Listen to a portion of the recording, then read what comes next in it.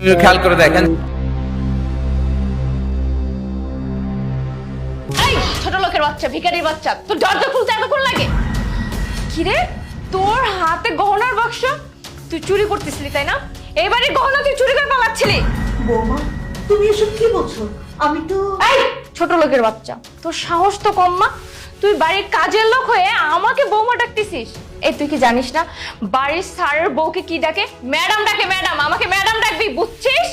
বৌমা, আমার কথা শোনো। এই তোর কথা কি শুনবে? হ্যাঁ, আমার বোন তো ঠিক কথাই বলেছে। তুই বাড়ির কাজের মহিলা, কাজ করতে থাক না। আর তুই এখানে কি করছিস? হ্যাঁ, তুমিও এসব কথা বলছো? ওই তুমি তোমার বোনকে একটু বোঝাবা। তোমাদের পরিবারে কি কোনো শিক্ষাই দেয়নি? একজন মুরব্বীর সাথে কিভাবে কথা বলতে হয় এগুলো শেখোনি? কাজের মহিলা এত বড় বড় লেকচার কেন দিচ্ছেন? আর এই যে আপনার হাতে গহনা দেন, বাক্সটা দেন, বাক্স দেন।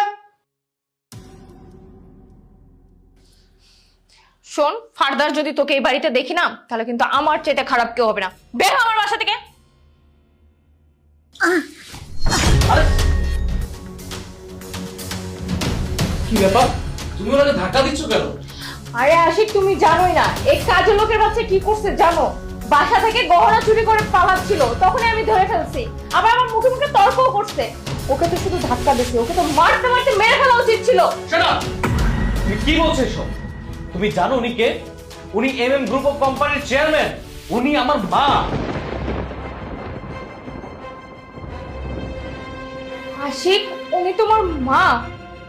শিট, আমি যদি জানতাম কখনোই ওনার সাথে এরকম ব্যবহার করতাম না। মা, আই এম সরি, আমার ভুল হয়ে গেছে।